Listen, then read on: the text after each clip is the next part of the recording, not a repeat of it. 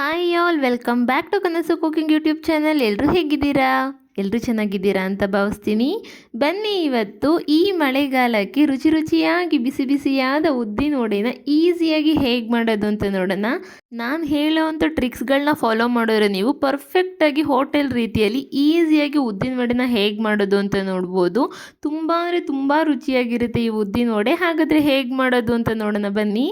ನಾನಿಲ್ಲಿ 1 ಕಪ್ ಆಗುವಷ್ಟು ಉದ್ದಿನ ಕಾಳನ್ನ ತೊಗೊಂಡಿದ್ದೀನಿ. ನಿಮಗೆ ಬೇಕು ಅಂತಂದರೆ ಉದ್ದಿನ ಬೇಳೆನಾದರೂ ಉಪಯೋಗಿಸ್ಕೋಬೋದು. ಉದ್ದಿನ ಕಾಳು ತೊಗೊಂಡ್ರೆ ಸ್ವಲ್ಪ ಜಾಸ್ತಿ ಒದಗುತ್ತೆ ಅಂತ ಉದ್ದಿನ ಕಾಳನ್ನ ಉಪಯೋಗಿಸ್ತೀವಿ ಅಷ್ಟೇ. ನಂತರ ಇಷ್ಟು ಉದ್ದಿನ ಕಾಳಿಗೆ 2 ಟೇಬಲ್ ಸ್ಪೂನ್ ಆಗುವಷ್ಟು ಅಕ್ಕಿನ ತೊಗೊಂಡಿದ್ದೀನಿ. ಇದನ್ನೆಲ್ಲ ಚೆನ್ನಾಗಿ 4ರಿಂದ 5 ಸಲ ತೊಳ್ಕೊಬೇಕಾಗತ್ತೆ. ಈ ರೀತಿ ಉದ್ದಿನ ವಡೆಗೆ ಅಕ್ಕಿನ ಸೇರಿಸೋದ್ರಿಂದ ತುಂಬ ಚೆನ್ನಾಗಿ ಬರುತ್ತೆ ಉದ್ದಿನ ವಡೆ ಅಂತ ಅನ್ನೋದು. ಮೇಲೆಲ್ಲ ಕ್ರಿಸ್ಪಿಯಾಗಿ ಒಳಗಡೆ ಎಲ್ಲ ಸಾಫ್ಟಾಗಿ ತುಂಬ ಚೆನ್ನಾಗಿ ಬರುತ್ತೆ.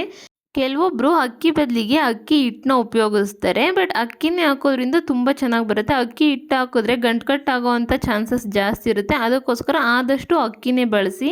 ಅಕ್ಕಿ ಬಳಸೋದ್ರಿಂದ ಏನು ತೊಂದರೆ ಏನಿಲ್ಲ. ಉದ್ದಿನ ಕಾಳು ನೆನೆಸುವಾಗ ಅಕ್ಕಿನೂ 1-2 ಟೇಬಲ್ ಸ್ಪೂನ್ ಹಾಕೋದ್ರಲ್ಲಿ ಏನೂ ರಿಸ್ಕ್ ಆಗೋದಿಲ್ಲ ಅಲ್ವಾ. ನೋಡಿ, ಇದನ್ನು ಒಂದು 4 ಅವರ್ ಚೆನ್ನಾಗಿ ನೆನೆಸ್ಬೇಕಾಗತ್ತೆ. 4ರಿಂದ 5 ಅವರ್ ಇದು ಚೆನ್ನಾಗಿ ನೆನೆಬೇಕು. ನೀವೇನಾದರೂ ನೆನೆಸೋದು ಮರ್ತುಬಿಟ್ರಿ ಅಂತಂದರೆ ಸ್ವಲ್ಪ ಉಗುರು ಬೆಚ್ಚಗಿರೋವಂಥ ನೀರಲ್ಲಿ ನೆನೆಸಿ. ಸ್ವಲ್ಪ ಬೇಗನೆ ನೆಂದುಬಿಡುತ್ತೆ. ಅಂದರೆ 2ರಿಂದ 2.5 ಅವರ್ ತೊಗೊಳುತ್ತೆ ನೆನೆಯೋದಕ್ಕೆ. ನೋಡಿ, ಇದೆಲ್ಲ ನೀರೆಲ್ಲ ತೆಗೆದಾಕ್ಬಿಟ್ಟು ಒಂದು ಮಿಕ್ಸರ್ ಜಾರಲ್ಲಿ ಇದನ್ನ ನುಣ್ಣಗೆ ರುಬ್ಕೊಳ್ಳೋಣ. ನಿಮ್ಮ ಹತ್ರ ಗ್ರೈಂಡರ್ ಇತ್ತು ಅಂತಂದರೆ ಗ್ರೈಂಡರಲ್ಲಾದರೂ ರುಬ್ಕೋಬೋದು. ಮೊದಲಿಗೆ ಸ್ವಲ್ಪ ತರ್ತರಿಯಾಗಿ ಇದನ್ನ ರುಬ್ಕೊಳ್ಳೋಣ. ಕಂಟಿನ್ಯೂಸ್ ಆಗಿ ನೀವು ತಿರುಗಿಸ್ತಾ ಹೋಗಬೇಡಿ ಮಿಕ್ಸಿಲಿ. ಸ್ವಲ್ಪ ಆಫ್ ಮಾಡೋದು ಆನ್ ಮಾಡೋದು, ಆಫ್ ಮಾಡೋದು ಆನ್ ಮಾಡೋದು, ಆ ರೀತಿ ಮಾಡಿ. ಆವಾಗ ಮಿಕ್ಸಿ ಜಾರು ಬಿಸಿ ಆಗೋದಿಲ್ಲ. ನೋಡಿ, ಈ ರೀತಿ ತರ್ತರಿಯಾಗಿ ನಾನು ರುಬ್ಕೊಂಡಿದ್ದೀನಿ. ಇದಕ್ಕೆ ಇವಾಗ 2 ಟೇಬಲ್ ಸ್ಪೂನ್ ಆಗುವಷ್ಟು ನೀರನ್ನ ಸೇರಿಸ್ಕೊತೀನಿ. ನೀವು ಅಷ್ಟೇ ನೀರನ್ನ ಆದಷ್ಟು ಕಡಿಮೆನೇ ಸೇರಿಸ್ಕೊಳ್ಳಿ ರುಬ್ಬೋದಕ್ಕೆ. ಅವಾಗ ಹಿಟ್ಟು ತುಂಬ ಚೆನ್ನಾಗಿ ಬರುತ್ತೆ.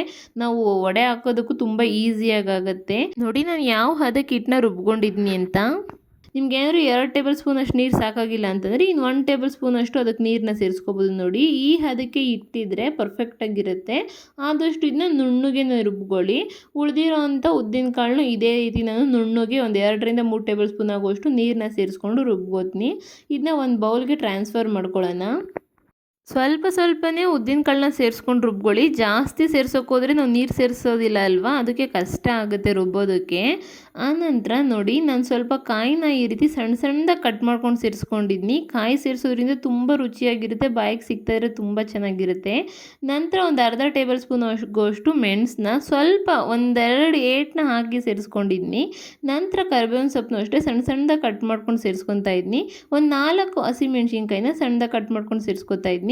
ಒಂದು ಸ್ವಲ್ಪ ಕೊತ್ತಂಬರಿ ಸೊಪ್ಪನ್ನ ಸಣ್ಣದಾಗಿ ಕಟ್ ಮಾಡ್ಕೊಂಡು ಸೇರಿಸ್ಕೊಂಡಿದ್ದೀನಿ. ಆನಂತರ ಒಂದು ಅರ್ಧ ಟೀ ಸ್ಪೂನ್ ಅಷ್ಟು ಜೀರಿಗೆನ ಸೇರಿಸ್ಕೊತಾ ಇದ್ದೀನಿ. ರುಚಿಗೆ ತಕ್ಕಷ್ಟು ಉಪ್ಪನ್ನ ಸೇರಿಸ್ಕೊಳ್ಳೋಣ. ಒಂದು ಚಿಟಿಕೆ ಆಗುವಷ್ಟು ಇಂಗನ್ನ ಸೇರಿಸ್ಕೊತಾ ಇದ್ದೀನಿ. ಇಂಗು ಕಂಪ್ಲೀಟ್ಲಿ ಆಪ್ಷನಲ್ಲು. ನಿಮಗೆ ಬೇಕು ಅಂತಂದರೆ ಸೇರಿಸ್ಕೊಳ್ಳಿ, ಇಲ್ಲ ಅಂತಂದರೆ ಏನು ಬೇಡ. ಮೆಣಸನ್ನ ನೀವು ಹಾಗೇನಾದರೂ ಉಂಡೆ ಆದರೂ ಉಪಯೋಗಿಸ್ಕೋಬೋದು. ಒಂದು ಸ್ವಲ್ಪ ನೀವು ಕುಟ್ಟಿನಾದರೂ ಉಪಯೋಗಿಸ್ಕೋಬೋದು. ನಾನು ಒಂದು 2 ಏಟನ್ನ ಹಾಕಿದ್ದೀನಿ. 1-2 ಬಾಯಿ ಬಿಟ್ಟಿದೆ ಮೆಣಸು, 1-2 ಹಾಗೆ ಇದೆ.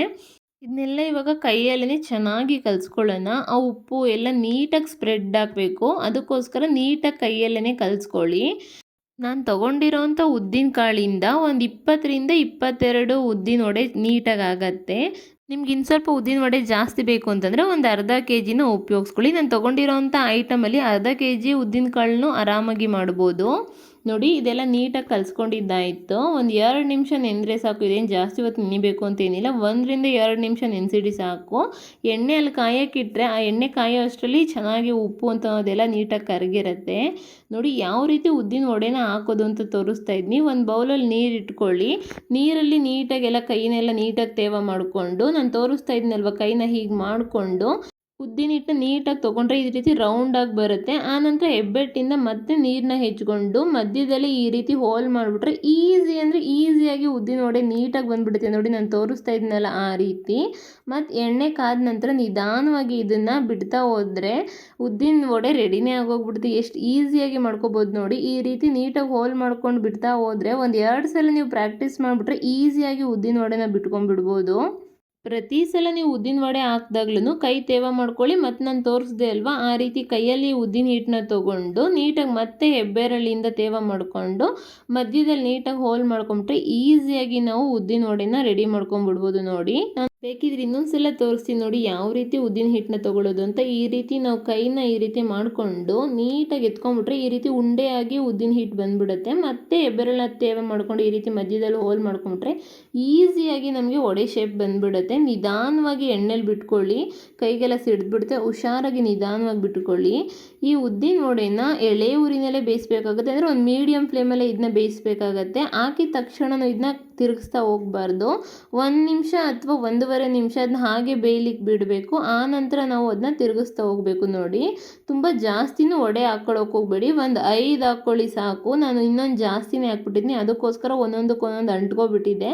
ಇದನ್ನ ಮೀಡಿಯಮ್ ಫ್ಲೇಮಲ್ಲೇ ಚೆನ್ನಾಗಿ ಗೋಲ್ಡನ್ ಕಲರ್ ಬರೋವರೆಗೂ ಬೇಯಿಸ್ಕೋಬೇಕಾಗತ್ತೆ. ನೀವು ಹೋಟೆಲಲ್ಲಿ ಯಾವ ರೀತಿ ಉದ್ದಿನ ವಡೆನ ತಿಂತೀರೋ ಅದೇ ರೀತಿ ಟೇಸ್ಟ್ ಬರುತ್ತೆ. ಈ ಟ್ರಿಕ್ಸ್ಗಳನ್ನ ನೀವು ಫಾಲೋ ಮಾಡ್ತು ಅಂತಂದರೆ ತುಂಬ ಅಂದರೆ ತುಂಬ ರುಚಿಯಾಗಿ ಬರುತ್ತೆ ಉದ್ದಿನ ವಡೆ ಅಂತ ಅನ್ನೋದು.